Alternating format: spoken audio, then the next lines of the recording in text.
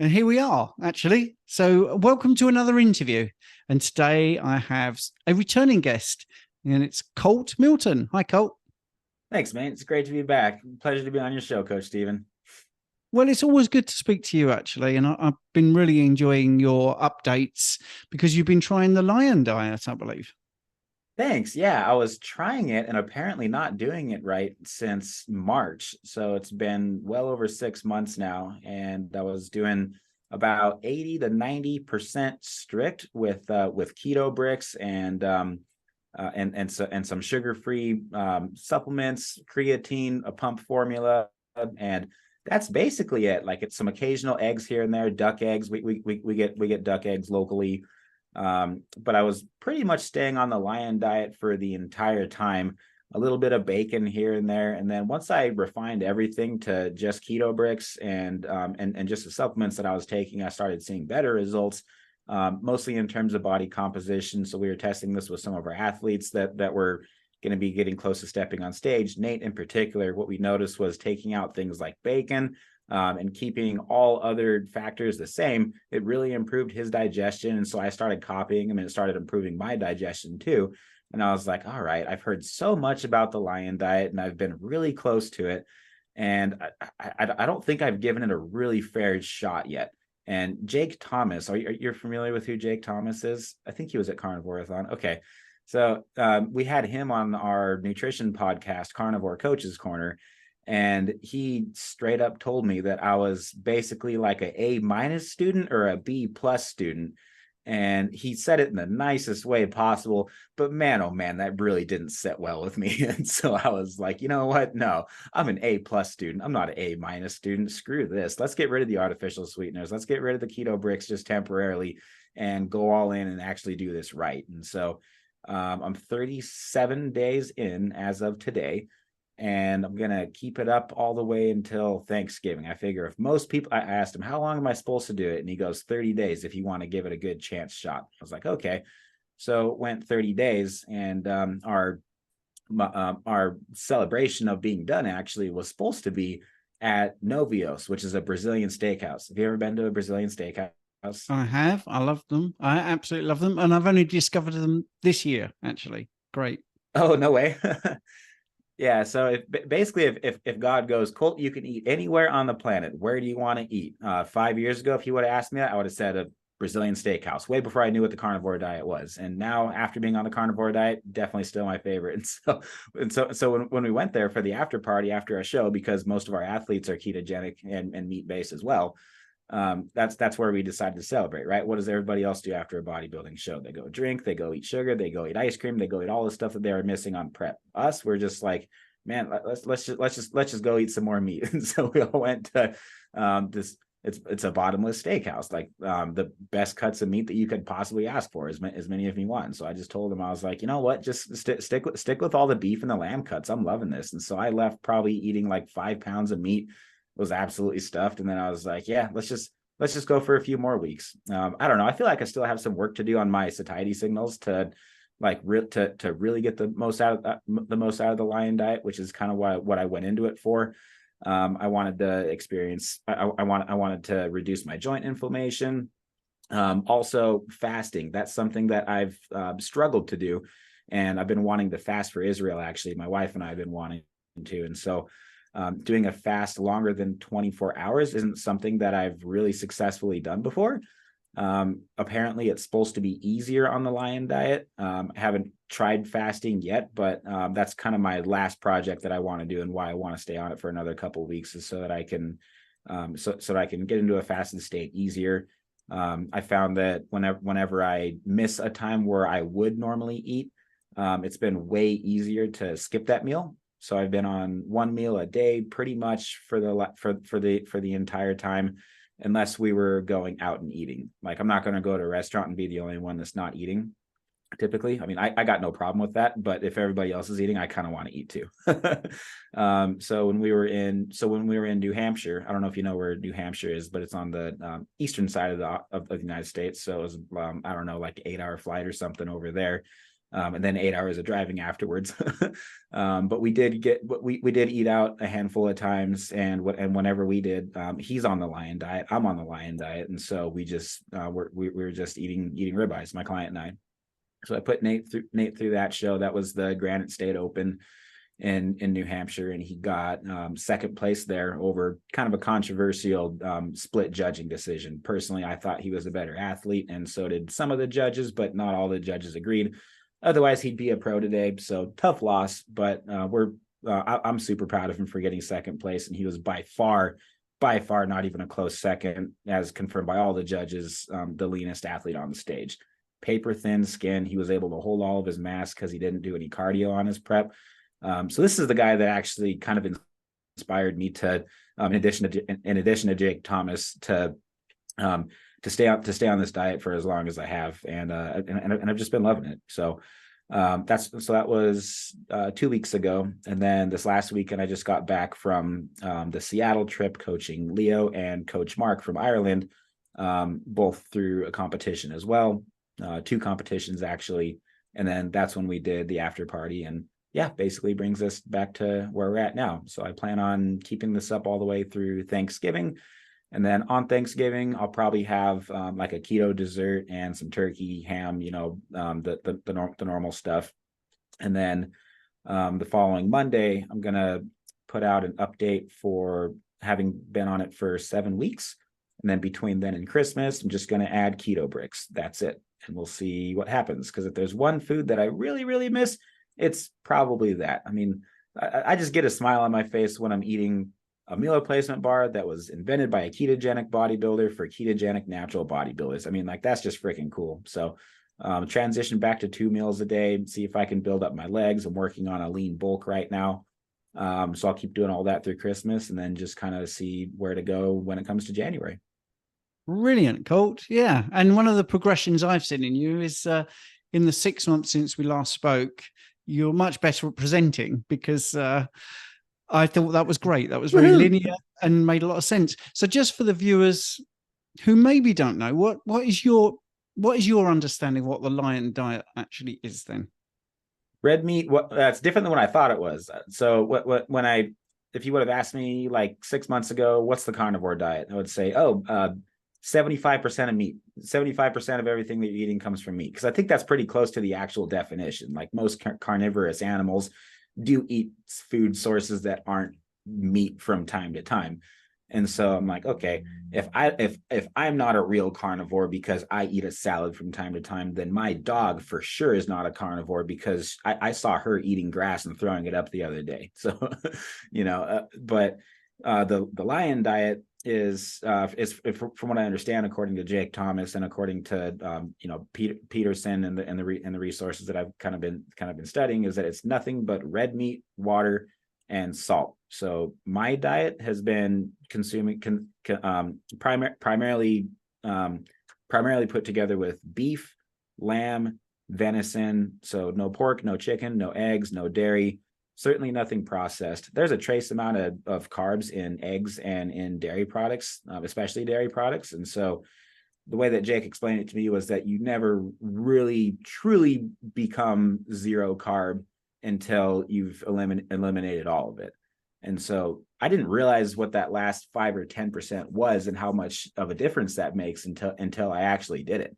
I didn't think it was that big of a deal. And when he told me that it would make me, to your point earlier, a better businessman, and that I'd be able to get more done, that I would be more productive throughout the entire day, I was like, that's what I want in life. When I looked at him, I was like, he has something that I want. He has a confidence and something about him as a person that I really admire and would like to develop more of within myself.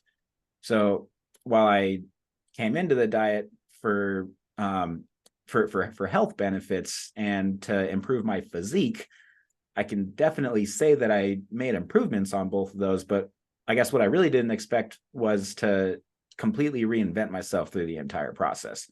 Like, I feel like a new person, to be completely honest. And that happened about 2 or 3 weeks in. First 2 weeks sucked, hated it. Like, workouts just suck, man.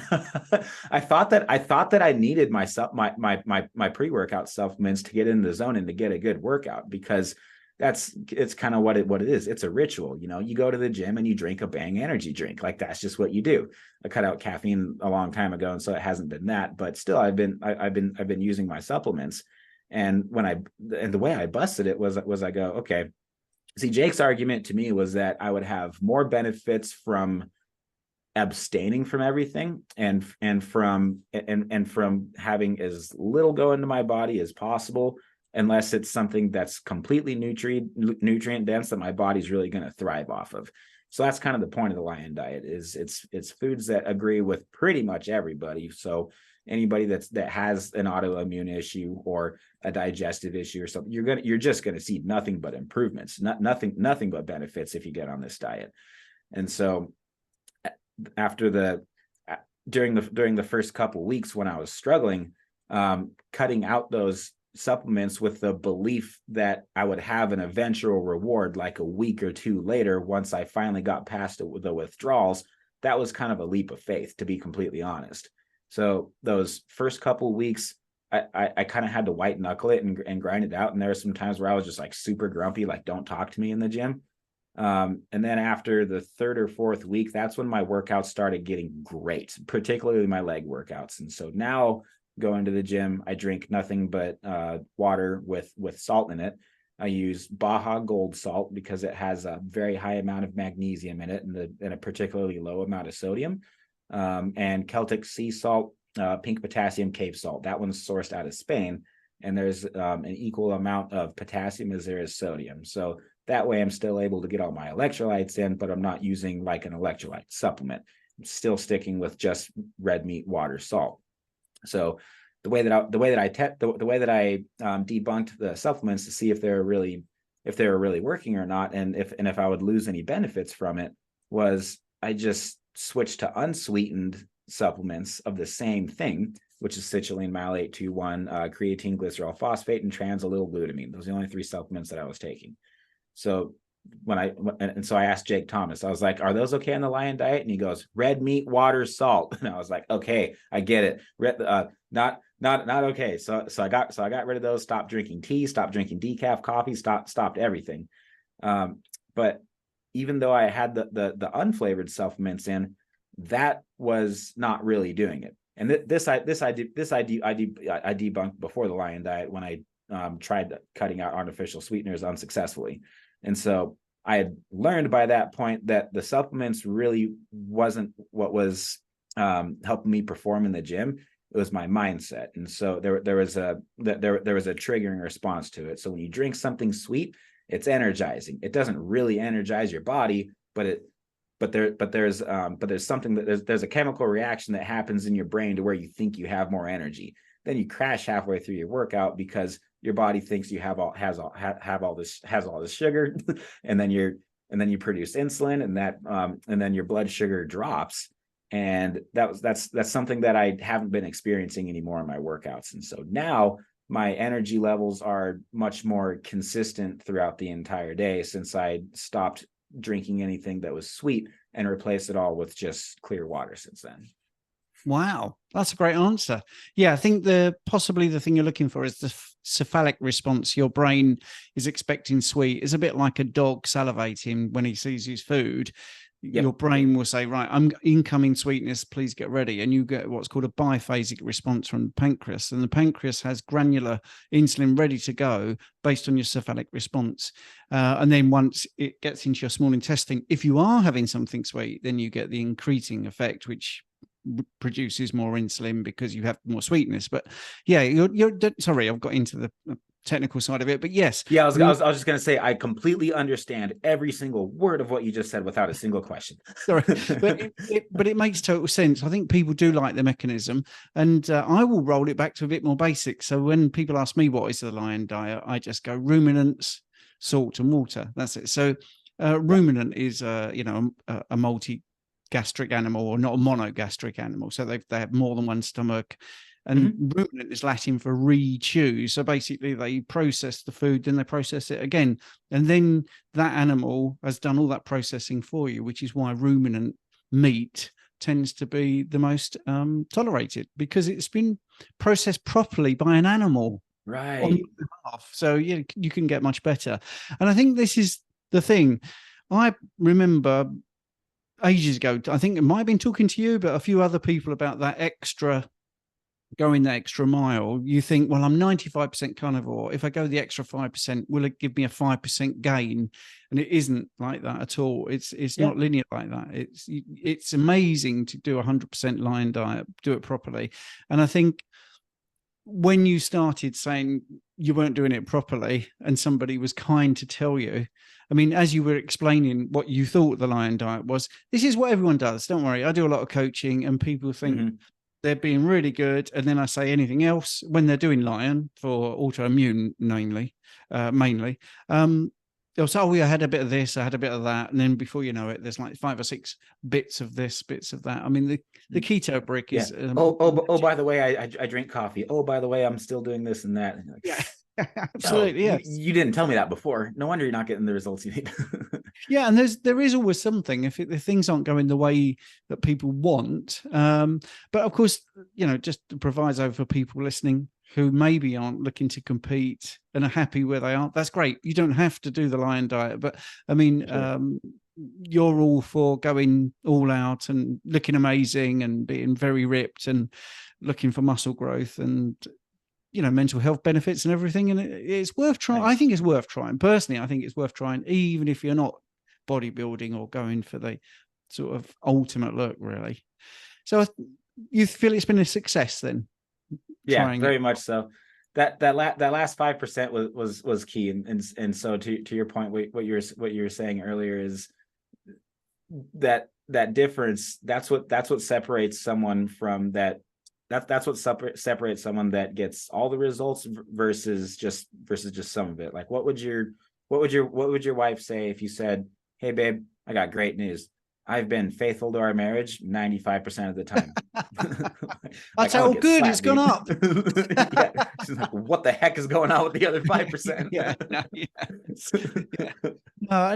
Yeah, that's such a nice analogy. I'll maybe say that. But I think the old ones that are trotted out about having a little bit of this, a little bit of that as okay. You'd never say to an alcoholic, just have a whiskey on Saturday and Sunday, you should be fine. Right. Or a smoker, just have a couple of packs of cigarettes at the weekend. So why not apply that to nutrition and just be really on it? And I do get that some people, you said for Thanksgiving you're going to do XYZ, and that's living in the real world, because you don't want to be that person at a celebration.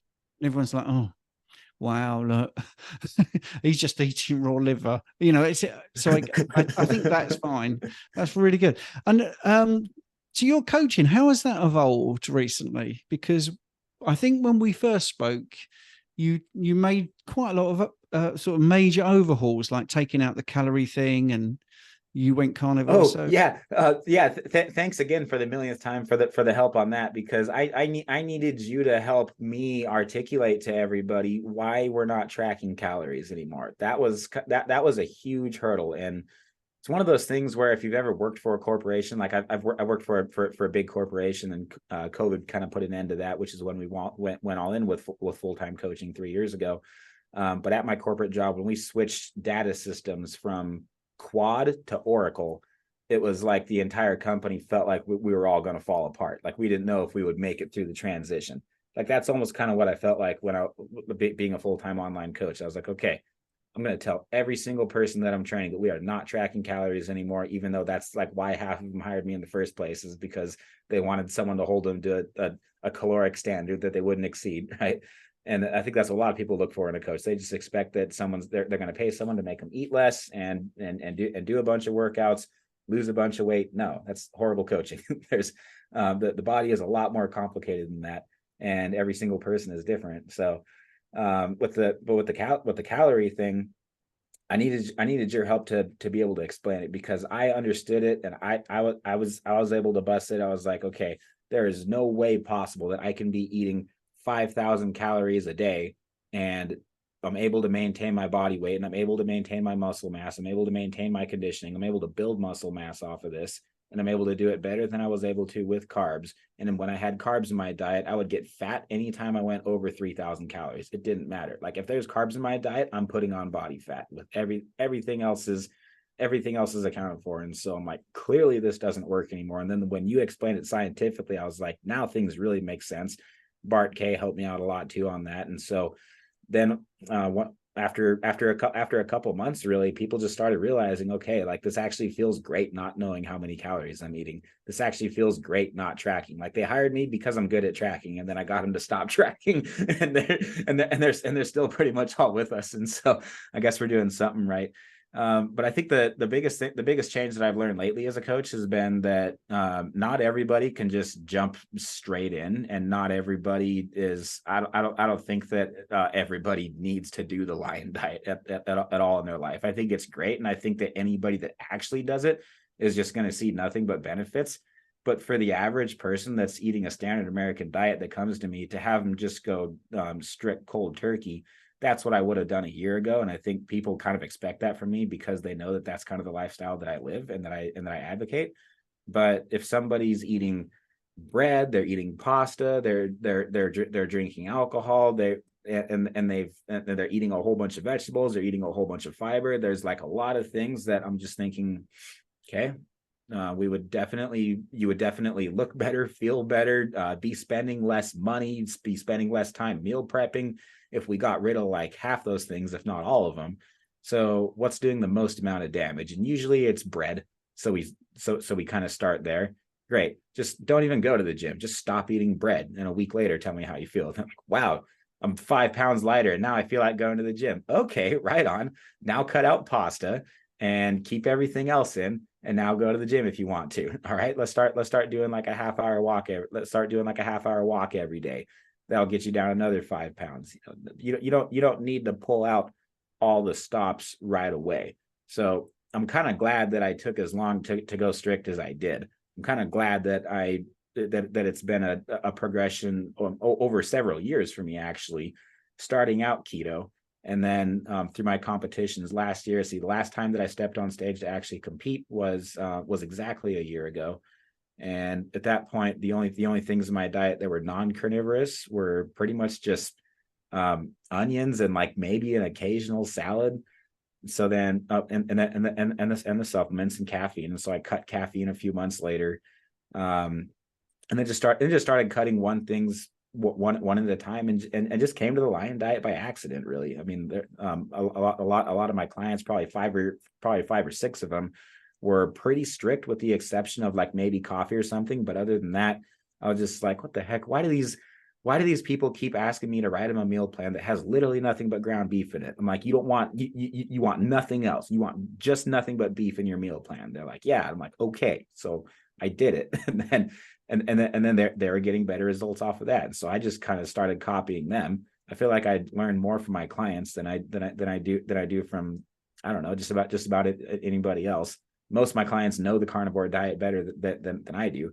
I'm just the one that gets them on shape and puts them on stage and applies it to bodybuilding, to powerlifting, to aesthetics, to running, to whatever it is they're an athlete is, and it's usually bodybuilding. So yeah, I think that a gradual transition for most people is wise. Yeah, and I think you've got 100 living examples. You've got all these different people doing different things, and you'd be an idiot not to suck all that information in. And this is, I think, one of the things that's different, because if you are a high carb personal trainer, they are very arrogant, sadly, and because I get this feedback from clients, and they just don't want to know. They don't want to know when it's going well, how you've lost, like you say, they take bread out, they lose 5 pounds. They just don't want to listen. Whereas if someone came to me and said, I've included, like you just said, let's say I've included onions and I've lost weight, I would want to know if everything else is the same and you've included onions. I'd want to know, well, how has that worked? How has that, I wouldn't be like, well, that's not possible, because it clearly is, because someone's done it.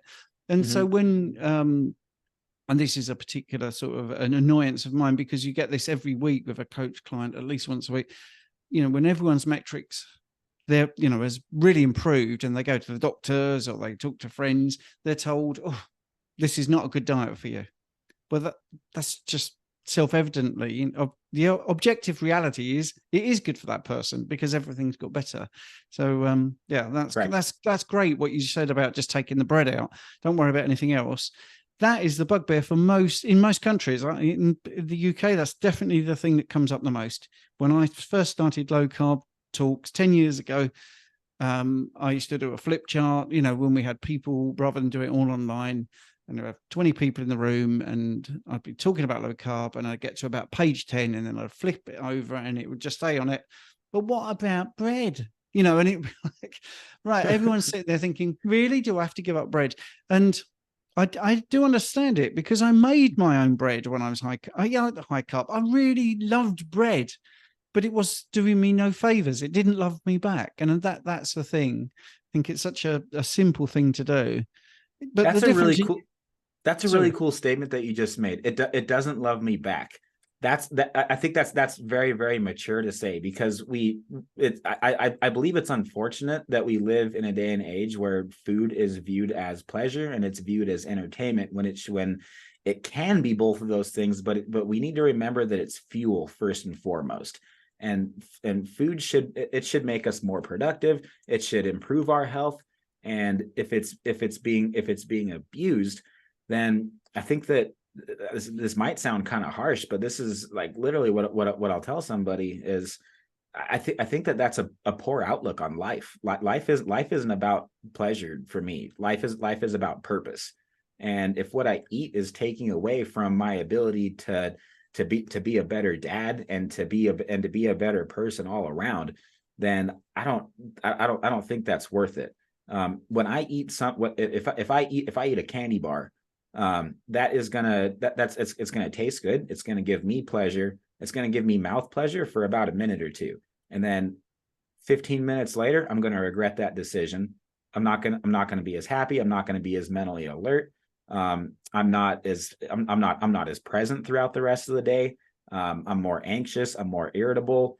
It's been a long time since I've had a candy bar. But after I realized, I was like, wow, every single time I eat a candy bar, this is exactly what happens. I think that's selfish to continue doing that, because it's not benefiting anybody else. It certainly doesn't love you back. Compare that to treating your body like it's a temple, the way that I believe it is, 1 Corinthians 6:19. And with that kind of mentality, I know that every single bite that I eat contributes to me making my temple the healthiest that it can be. But also, I'm going to step on stage in a couple of years. I'm really hungry for a bodybuilding pro card. And I'm like, okay, is what I'm eating today contributing to the goal that I have that I've set for myself 3 years from now? Yes or no? And the Lion diet for me lately has just been checking all those boxes. I'm like, yeah, I want to be able to make it that long and not have an injury. Let's keep the inflammation down. I want to have the natural amount of creatine and protein in my body from the red meat to be able to get the results that I want, so that I can be the most competitive bodybuilder that I can. And that's a business reason, right? The further I go in bodybuilding, the better it is for our business, the better it is for everything that we do. The more that we prove, the more that we learn, the more people that we can help. That seems to be that seems to be a good enough reason for me to abstain from processed sugar. Yeah, I think I know I liked your thing there about the pleasure and purpose. You want to be optimal for your purpose. But I think if your purpose is, let's say your purpose is to be a great dad, if you are good at your purpose, that will bring you pleasure, but it will also bring pleasure for everyone around you. Whereas a candy bar will not help anyone. Correct. In any way, shape, or form, except for the people that make the candy bar, and they will get a nice profit. Maybe the pharmaceutical companies that are going to eventually be hooked into your life because of diabetes or whatever. So I'm splitting this interview into two bits. So for the audio podcast, we're going to shut down now, because we're going to next look at some photographs, and I want Colt to give me a little commentary. So for those listening on the audio podcast, thanks very much. Colt, do you want to say goodbye to the audio listeners? Goodbye, audio listeners. Thanks for joining. Okay, and now we're going to do a screen share. So it's not very slick for me to do this, but we will do it anyway, because you very kindly sent me some photographs and I wanted to just quickly go through them and have a little commentary. So who's these two fellas then?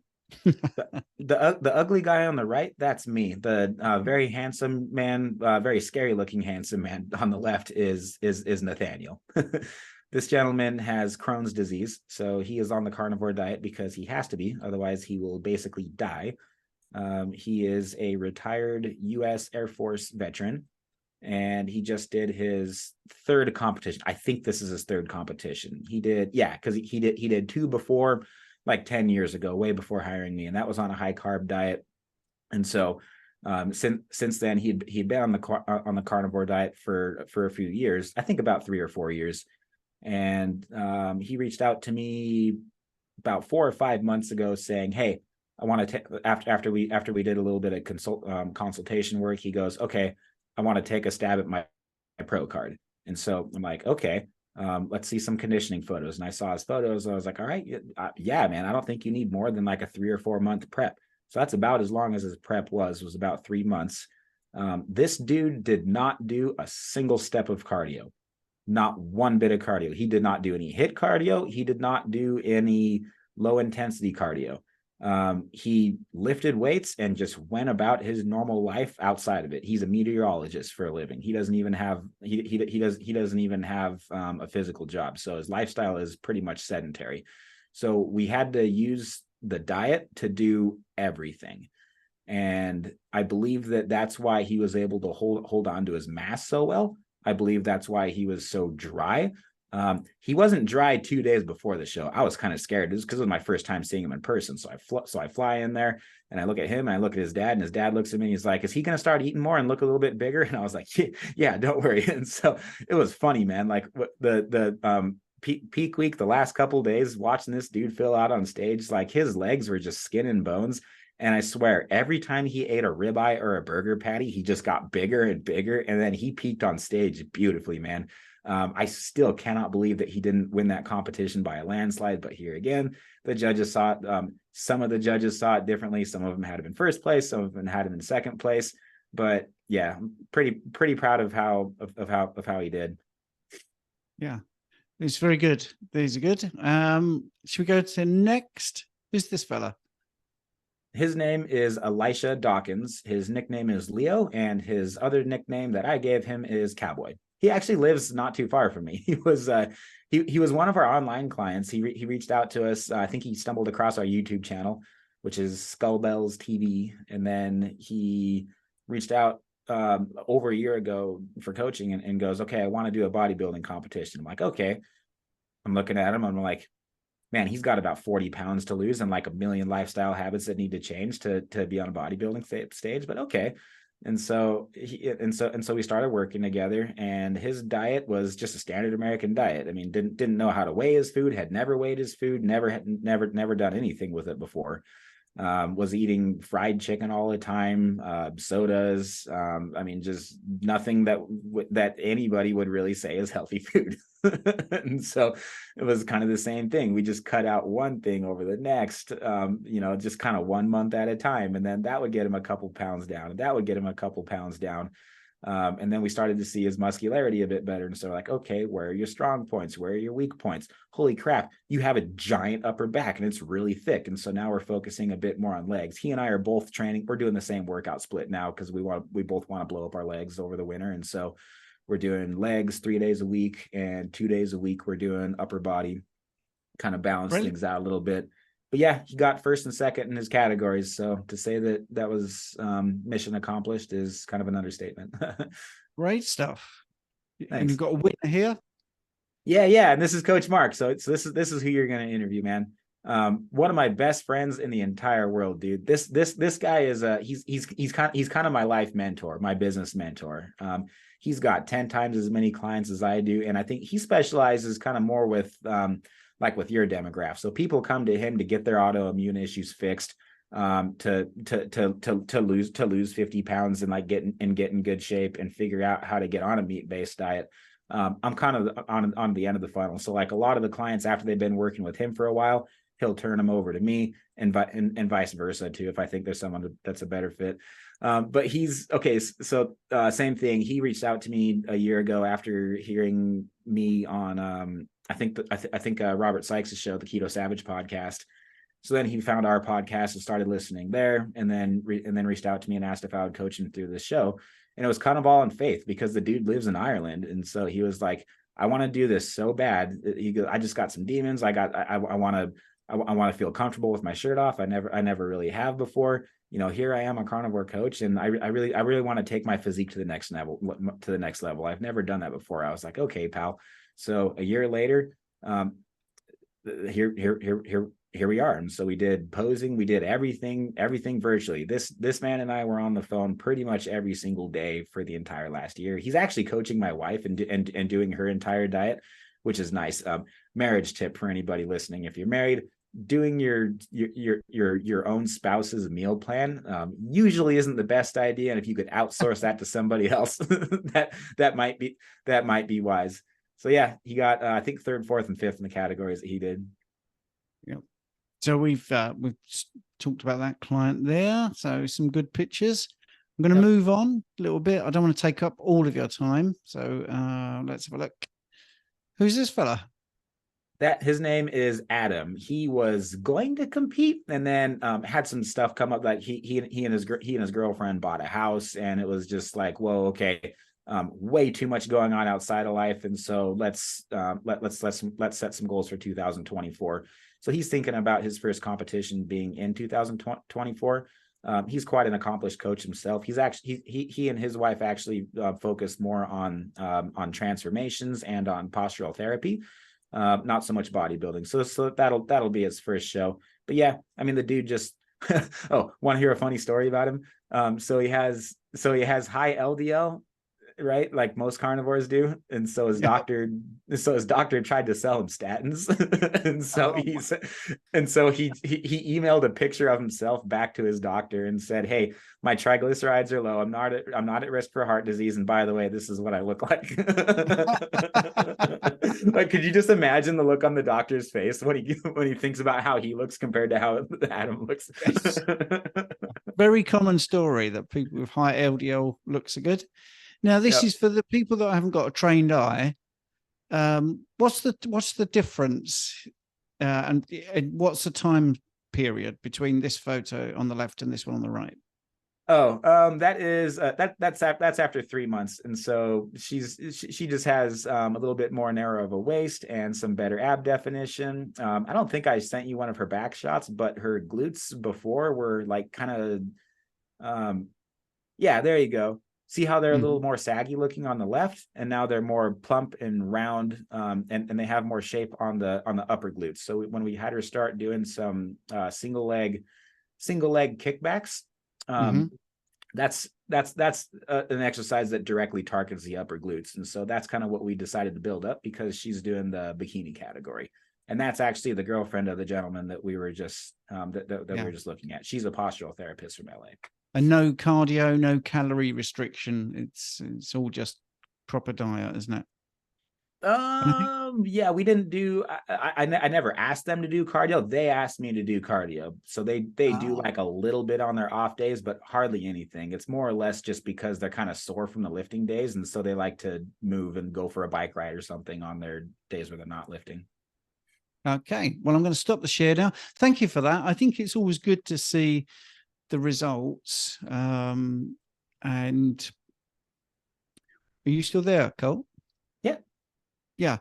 Now, my screen, as you know, before I started, my computer was playing up. Anyway, we're back now. Yes.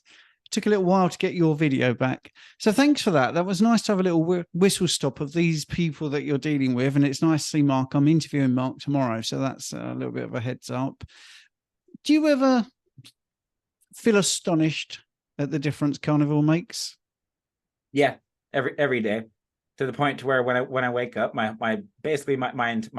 entire thought and like the reason why I believe I'm on planet Earth is to share the gospel of Jesus Christ and to share the gospel of the carnivore diet, if you even want to call it that. I think that if somebody doesn't have either of those two things in their life and they put either of those two things in their life, I think your life will be dramatically better. Yeah. Well, I'm glad we're still on the same page, because I can assure you 10 years of low carb.